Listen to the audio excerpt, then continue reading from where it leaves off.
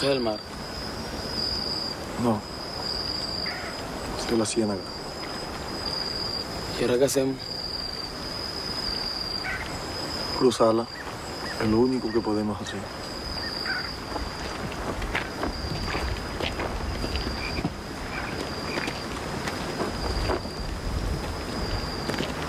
Buenas.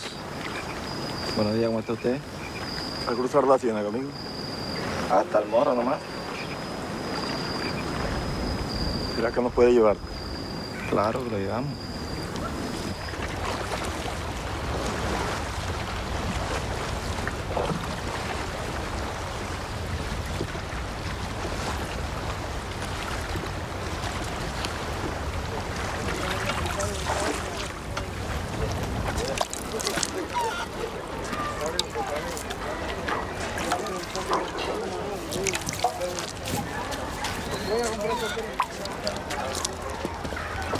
Buenas.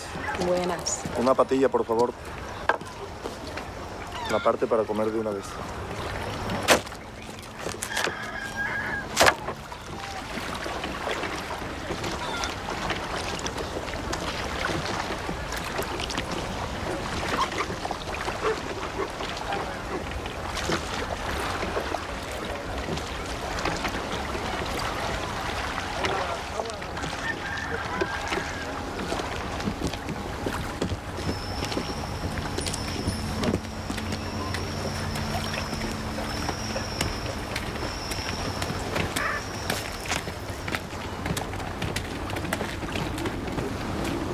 ¡Ey!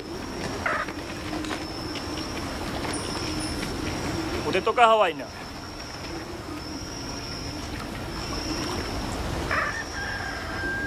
Ajá. Venga, necesito que toque. ¿Tocar dónde? Venga, que el que quede le paga.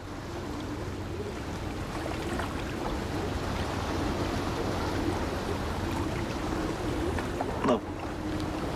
¿Cómo que no, hijo de puta? Venga. No vaya a ponerse a pelear otra vez.